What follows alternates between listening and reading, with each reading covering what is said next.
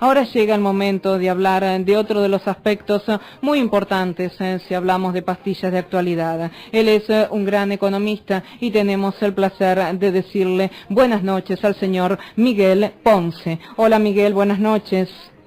Qué alegría escucharte, Ale. No, el placer y el gusto de escucharte es mío. Miguel, te quiero preguntar, de acuerdo a las últimas medidas, de acuerdo al tarifazo, todavía existe una duda. ¿Lo que se implementó fue gradualismo o shock financiero? Esta es la pregunta del millón, ¿no es cierto? Vos sabés que desde antes aún de asumir se venía planteando esta disyuntiva. Y esta disyuntiva iba, yo diría, cosechando economistas de un lado, economistas de otro, opinadores de un lado, opinadores de otro. Yo decía en aquel momento, cuando se me consultaba, Sí. que era una falsa dicotomía, porque había que tomar algunas medidas con criterio de shock y otras tenían que ser graduales. Bien. ¿Qué tenía que ser con criterio de shock? Y con criterio de shock tenía que ser, por ejemplo, la definición en la temática del INDEC. No podíamos seguir con estadísticas truchas que inclusive todos los meses nos obligaban a corregir ex post las cifras del comercio exterior, para dar un ejemplo. Pero otras medidas, digo, el tema tarifario, el tema de la actualización de algunos variables que venían atrasadas y que obviamente exigían un sinceramiento, y todos los equipos económicos con posibilidades de ser gobierno previo a las elecciones, digo, los equipos de Scioli, los equipos de Masso, los equipos de Macri, Sí. todos coincidían en que tenía que haber alguna suerte de gradualismo. Yo en aquel momento me cansaba, me llenaba, diríamos, la boca permanentemente diciendo, señores, para evitar que el peor momento, que son los primeros meses, donde se va a estar coexistiendo con los ingresos, los salarios vinculados a la última paritaria, todavía no a la nueva, y el proceso de sinceramiento cambiario, que obviamente implica una situación de aumento y de sinceramiento de valores en términos de tarifa y de precios, hay que evitar la espiral inflacionaria. Y para eso hay una única manera de hacerlo, Ale, que vos sabés, todos vamos a coincidir, que era un acuerdo político, económico y social que precisamente hiciera que diríamos, la parte más dura del proceso de sinceramiento no recayera en los más desposeídos. Esto no se hizo.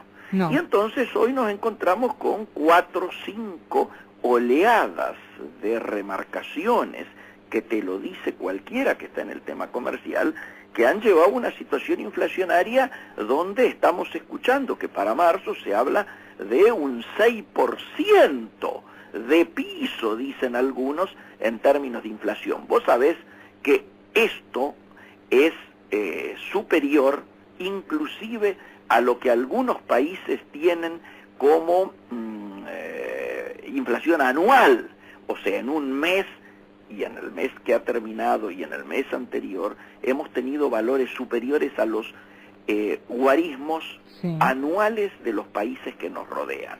Y esto es una situación difícil porque vos sabés que la inflación es una fábrica de pobres.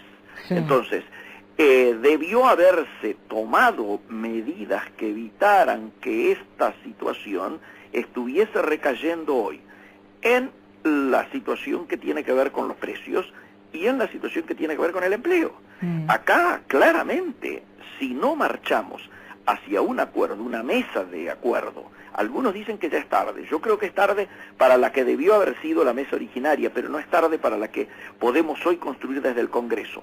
Tenemos que construir una agenda en el Congreso que haga que la balanza social se equilibre, porque yo me encuentro con muchos amigos que me dicen, hasta ahora, todas las medidas adoptadas han sido en favor de un determinado sector o de algunos determinados sectores de la gran economía y han sido en detrimento, lógicamente, de los sectores más vulnerables. Ahora, y Miguel, esto es lo que hay que acabar. Miguel, te hago una pregunta. Dale. El cambio económico es necesario, pero ¿vos lo considerás que fue a cualquier precio este cambio? A ver, Yo no creo que en el pensamiento de quienes hegemonizan políticamente hoy este tiempo esté planteado que sea a cualquier precio. Creo que está habiendo algunos ministros que están haciendo bien sus deberes y otros ministros que están en falta. Cuando estoy diciendo algunos ministros que hacen bien sus deberes, estoy diciendo Malcorra, estoy diciendo inclusive en gran medida el propio Prat Gay. Cuando estoy pensando en ministros que de alguna manera con su accionar o con su no accionar más precisamente están perjudicando el proyecto que votó la gente, estoy pensando claramente en el área de la producción, de la cual depende el control de precios, porque yo estoy ya a esta altura, diríamos, cansado de repetir un concepto que lo hablábamos con Raúl Alfonsín en 1972. El candidato, en aquel momento precandidato, Raúl Alfonsín, insisto en el 72 para que no se crea que me estoy equivocando, con el 82, se cansaba de recorrer las tribunas diciendo, alertando sobre los peligros que era dejar al gallinero libre, cuidando a las gallinas libres, en el gallinero libre. El zorro libre, cuidando a las gallinas libres en el gallinero libre, es lo que está ocurriendo en este momento con el tema de los precios.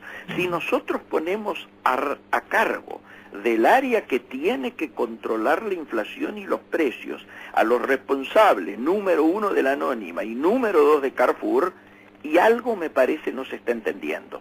Y me parece que el gobierno, que podría hoy estar luciéndose con las entrevistas que le ha generado la Cancillería con el primer ministro chino, que acepta rediscutir los acuerdos que estaban en cuestionamiento en su letra chica del tiempo anterior, que vuelve a plantear lo de Obama en Estados Unidos, que hace que el presidente aparezca luciéndose en los foros internacionales. Sin embargo, quienes miramos la tapa de los diarios principales de hoy, vemos que hay 1.3, o sea, 1.300.000 nuevos pobres. Esta es la noticia del día, que hemos echado 90 trabajadores del Estado por día desde que asume el nuevo gobierno. Y yo creo que este tipo de situaciones son las que ameritan una revisión. Y en este sentido, mirando lo que es la Alianza Cambiemos, para no eludirle, como decimos en el campo, el vizcachazo, tenemos que decir que el PRO está cumpliendo su rol con sus más y sus menos, con sus acuerdos y sus desacuerdos, con sus contradicciones internas, de una determinada manera. Lilita Carrió, a uno le puede gustar o no, con la coalición cívica está cumpliendo un rol, llamémosle, de fiscal de la República. Insisto, uno puede estar de acuerdo o no, pero lo está cumpliendo. Pero el radicalismo tendría que estar siendo quien colocara la pata política y la pata social, y son precisamente las dos patas que en estos momentos están fallando. Entonces, me preocupa una coalición en la cual la Unión Cívica Radical no está cumpliendo el rol para el que ha sido convocada.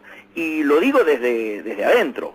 Yo soy un derrotado en Gualeguaychú y por lo tanto he acatado el tema, diríamos, de la resolución partidaria, pero me parece que algunas cosas no se están haciendo bien para que estemos pagando los precios políticos que hoy estamos pagando. Y creo que el rol urgente que todos los que estamos en las áreas más sensibles del comercio exterior y de la economía es plantearnos, primero, la agenda de la competitividad. Ya hemos perdido 3 meses.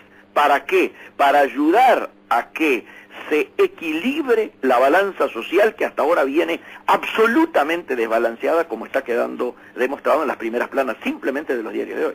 Bien, Miguel, yo creo que se ha trabajado muy bien en lo macro, pero te quiero preguntar, a nivel de las clases más necesitadas, ¿qué medidas antiinflacionarias se han tomado? Yo creo que en términos antiinflacionarios exclusivamente, uno podría decir que de los sectores populares, lo que tiene que ver con el impuesto a las ganancias y la nueva escala que debe tratar el Congreso de manera inminente es un tiro hacia el lado de la justicia. Pero creo que todavía se está en deuda el IVA a los sectores, a los alimentos y a los sectores más populares, pero creo que objetivamente están faltando medidas, insisto, que permitan equilibrar la balanza social, como yo te hacía referencia recién, porque creo que la situación de desbalanceo en términos de quienes están soportando hoy el sinceramiento económico, que era inevitable y que no es culpa de este gobierno, sino que tiene que ver con las herencias recibidas, se está tratando de una manera que, a mi juicio, debiera contemplar cuál es la situación de los trabajadores. Y hoy nosotros escuchamos algunos errores, ya que vos venías hablando de comunicación, hubo dos errores de comunicación muy fuertes que algunos que no creemos en las casualidades sino en las causalidades, los miramos con mucha atención.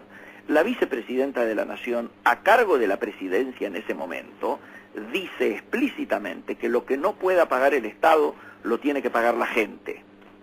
Puntos suspensivos. El señor ministro de Transporte, Guillermo Dietrich, dice explícitamente, bueno, 800 pesos no es tanto. Para él significa menos que una comida en Puerto Madero, pero para alguien que tiene que tomar 3 o 4 colectivos o la mezcla de colectivo, tren y subte, seguramente en el día le significa a lo mejor comprar 3, 4 o 5 botellas de leche menos para llevar a su hogar.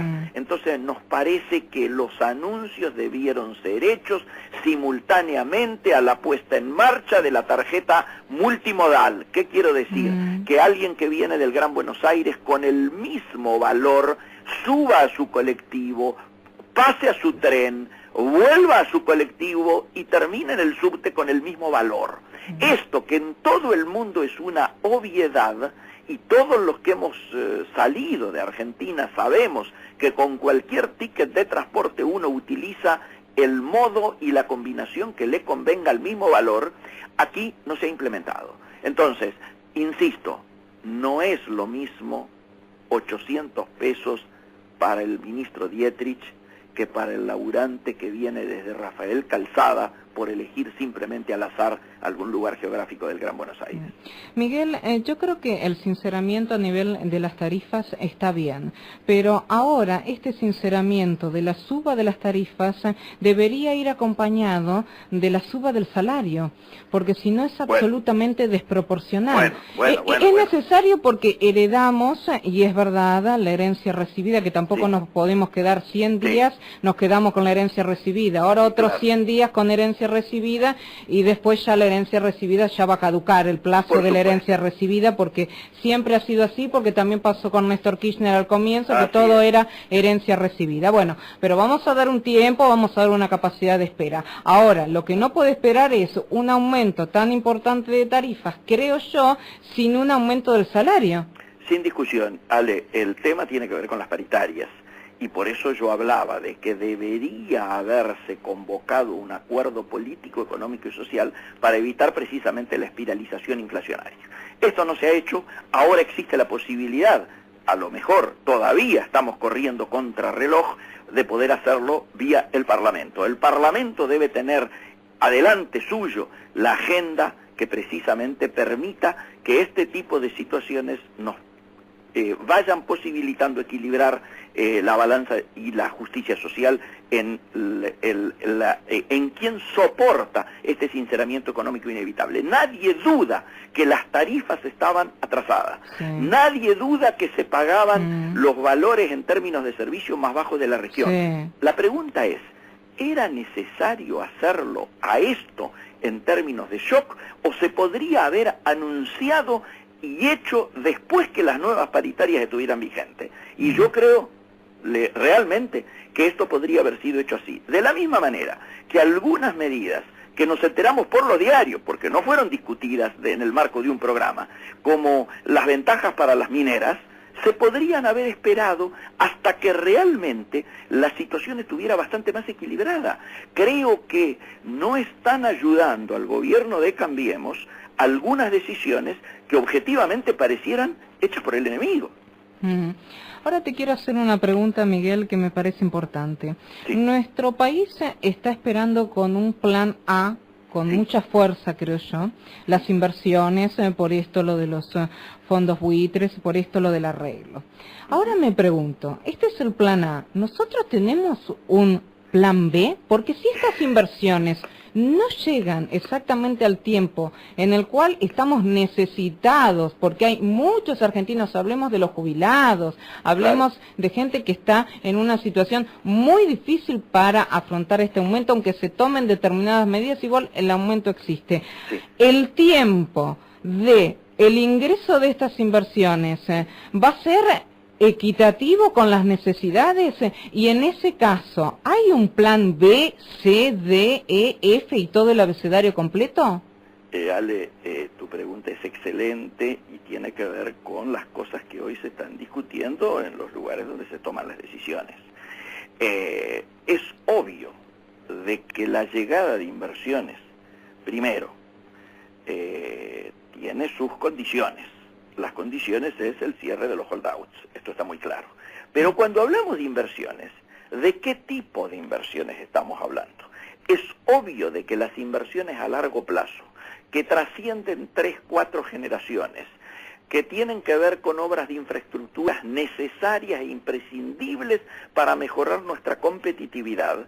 Digo puertos, digo vías navegables, digo todo lo que tenga que ver con situaciones logísticas que nos permitan mejorar la competitividad para que nuestra producción, la producción primaria y la producción de nuestros trabajadores, pueda llegar a ser competitiva hacia el mercado externo y favorecer las exportaciones, tienen su tiempo.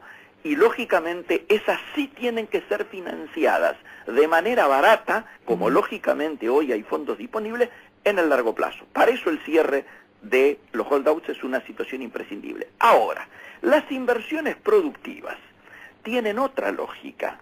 Y la lógica de las inversiones como contrapartida al enfriamiento del mercado interno es una aberración, porque los que dicen, señores, estamos secando la plaza para evitar situaciones inflacionarias más graves aún, están diciendo, no nos interesa el mercado interno, o vamos a reemplazar el enfriamiento del mercado interno con inversiones, porque luego esas inversiones van a generar derrame.